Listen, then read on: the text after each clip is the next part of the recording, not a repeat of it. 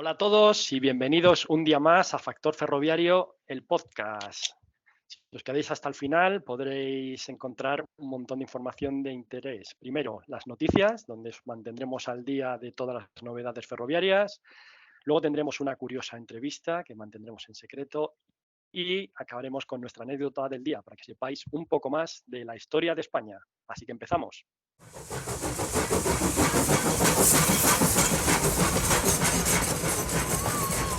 Bueno, ya estamos aquí, marcha la vista hacia nuestra sección de noticias. David, ¿qué noticia relevante tenemos para hoy? Pues hoy te traigo que la Comunidad de Ferrocarriles Europeos ha pedido a los Estados miembros de la Unión Europea que limiten el precio máximo de la electricidad que van a pagar los operadores ferroviarios. Esto viene porque este año el precio medio de la electricidad que han pagado los operadores se ha situado en 200 euros por megavatio hora y se espera que en 2023 pueda subir hasta 300 o 400 e incluso para algunos operadores de mercancías pueda llegar a 500 euros por megavatio hora. Entonces, claro, esto trae mucha preocupación porque puede hacer que los operadores pues, no puedan conseguir los contratos y pierdan volumen de tráfico. Entonces, se ha pedido esto, habrá que ver si se acepta o no se acepta. ¿Y no crees, David, que si se da este trato en cierto modo de favor al sector ferroviario, limitándole el precio de la energía, no habrá otros sectores que también quieran tener un trato similar? Sí, puede ser, puede ser. Pasa que los operadores ferroviarios son los mayores consumidores individuales de electricidad de Europa. Entonces, no me quiero imaginar la factura de la Renfe de electricidad moviendo pues, tantos aves al día como mueven, la SNCF, etcétera, ¿no? Entonces, pues bueno, el argumento es, claro, pues que son los mayores consumidores individuales y que si no se interviene, lo que puede pasar es que gran parte de estos movimientos logísticos, tanto de mercancías como de personal, se desplacen del tren a un medio más contaminante como pueda ser los camiones o los aviones y esto va en contra pues, de todas las políticas que se han estado fomentando en la Unión Europea, el Green Deal, y la movilidad sostenible, etcétera, ¿no? Entonces, pues bueno, ese es un poco el argumento, seguro que suscita debate. Si recordamos la semana pasada, hablamos de que en Francia estaban prohibiendo, iban a prohibir 3 vuelos, ¿no? De París a Lyon, a Nantes y a Burdeos. Si había un medio alternativo viable, como pudiera ser el tren, y claro, si ahora pues los del avión se podrían quejar porque dicen, oye, es que encima me cancelas a mí y encima les bajas a estos el precio de la electricidad, ¿no? Entonces, pues sí que puede haber un poco de polémica. Pero bueno, hay que quedarse con el bien común y intentar efectivamente seguir las líneas de la Unión Europea y de decrementar las emisiones de carbono y buscar también medios sostenibles a nivel económico. O sea, que eso se va a beneficiar mucha gente, aparte del medio ambiente en el transporte de mercancías. Pues eso es lo que traigo, Ángel. Muy bien, gracias, David. Y Laura, ¿qué noticia has elegido para hoy? Pues yo vengo a hablaros de nuestro vecino luso, Portugal, y es que están cambiando mucho las cosas en cuanto al transporte. Hasta ahora, la verdad es que toda la estrategia del transporte en Portugal ha sido invertir en carreteras, utilizando bien fondos privados o europeos, pero básicamente transporte terrestre, tanto para mercancías como para personas.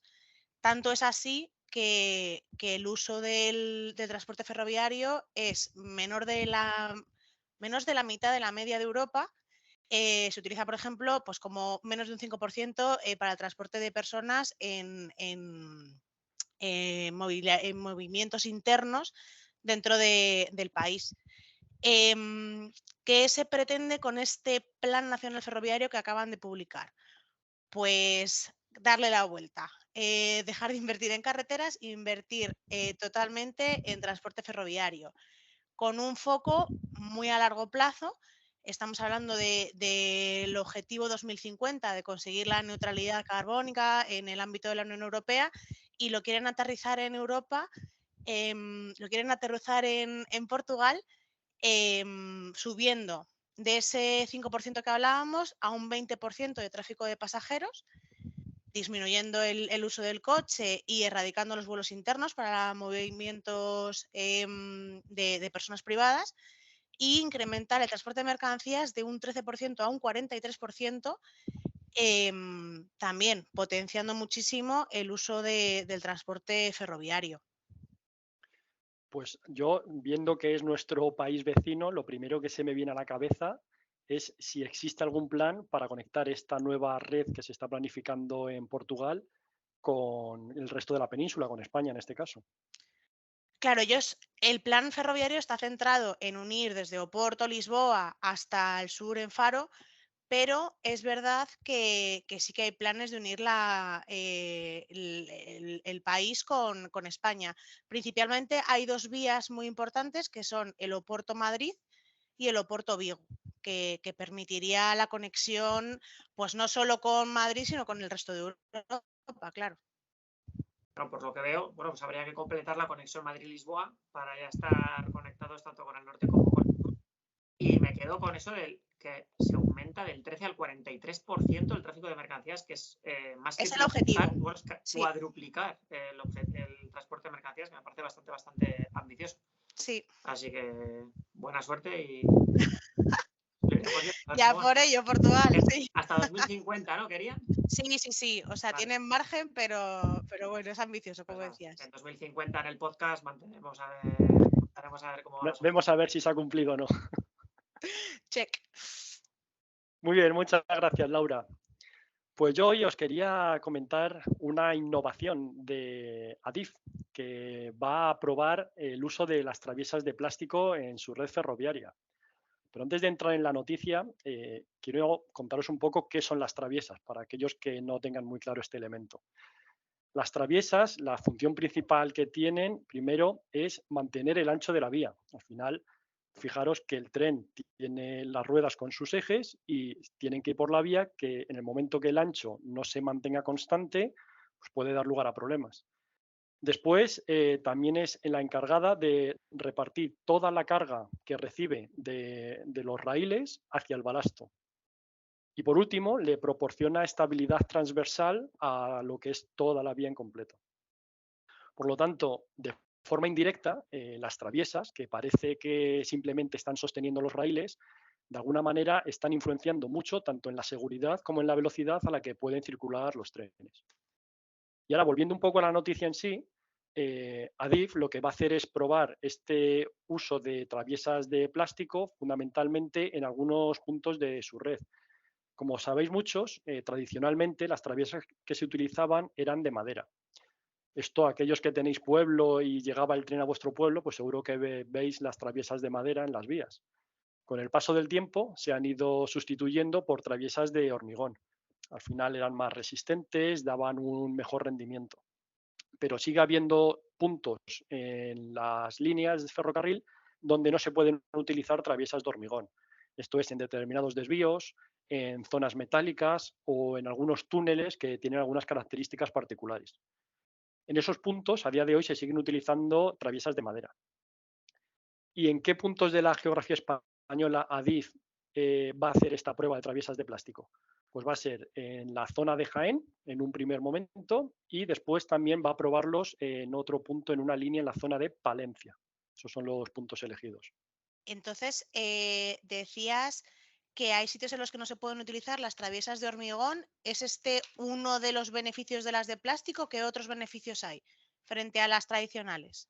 El principal beneficio de las traviesas de plásticos, el primero, es su durabilidad. De hecho, se espera que puedan durar más de 50 años.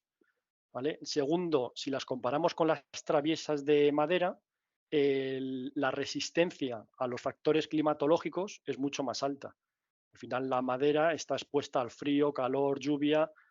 En un principio, unas traviesas de plástico van a resistir mucho mejor a todos estos factores. Por otro lado, aportan más estabilidad, son más elásticas. Y si vamos a mirarlo desde un punto de vista ecológico, la fabricación de estas traviesas de plástico es mucho más sostenible si lo comparamos con las traviesas de hormigón.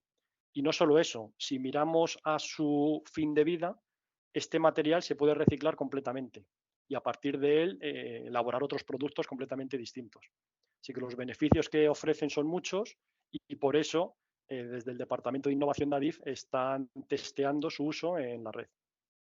Y cuando has empezado la noticia diciendo que Adif estaba innovando, ¿significa esto que Adif es pionero en el uso de travisas de plástico o ya esto ya se ha hecho en algún otro país y Adif está intentando adaptarse o somos pioneros en este sentido en España? No somos pioneros realmente. Sí que es cierto que es la primera vez que se utilizan en España, pero hace ya años se estuvieron utilizando y se siguen utilizando en Australia. Y bien sabéis el extremo calor que hace en verano en Australia, con lo cual si las siguen usando es que da buen resultado respecto a altas temperaturas. También se han utilizado en Suecia, que esto nos vamos al punto completamente opuesto, inviernos fríos con nieve y las traviesas de plástico han dado buen resultado y de hecho se están probando en multitud de países europeos. Así que no somos los únicos, parece que es una tendencia cada vez más en auge por los resultados que da y seguro que de aquí a unos años veremos en muchos de estos puntos críticos el uso de traviesas de plástico. Estaremos atentos a las vías, a ver qué se ve. Muy bien, y por último, y a modo de titular, todas aquellas noticias que no nos ha dado tiempo a contaros. Laura, ¿qué tenemos a modo de titulares? Pues yo os traigo dos noticias que me han parecido muy interesantes. El Noroeste exige inversiones para triplicar el tráfico ferroviario de mercancías en 2040. Galicia, Asturias y Castilla y León identificarán en un plan las actuaciones prioritarias para el corredor atlántico y trasladarán esta estrategia al Gobierno y a la Unión Europea. Por otro lado, Adif avanza en nuevos proyectos de I+D+I sobre el mantenimiento predictivo y seguridad de infraestructuras ferroviarias. Bueno, ese tema algún día tendremos que traerlo a podcast porque el mantenimiento predictivo y la seguridad es algo que está en auge, que va a ser posiblemente un game changer y lo veremos cada día más y más. Así que algún día hablaremos de ello. Seguro. Tenemos que buscar a la persona indicada para que nos venga a hablar de ello. Eso es. David, a modo de titulares, ¿qué se nos ha quedado? Pues Renfe entra en el proyecto de Etihad Rail, que es el proyecto para unir con alta velocidad los Emiratos Árabes Unidos y ha entrado de la mano de Sener e Ineco. Así que ahí sigue el proceso de internacionalización de la operadora española. Y luego otra noticia para los amantes de los animales y es que Renfe va a permitir el viaje con perros de hasta 40 kilos en sus trenes. Así que ya sabéis, si os vais de vacaciones o tenéis previsto cualquier viaje, podéis llevar al miembro más peludo de la familia con vosotros. Seguro que eso a más de uno le cambia la vida porque hay mucha gente que le encanta ir de vacaciones con sus mascotas y esto se lo pone un poquito más fácil. Sí. Pues eso os traigo. Muy bien. Muy bien.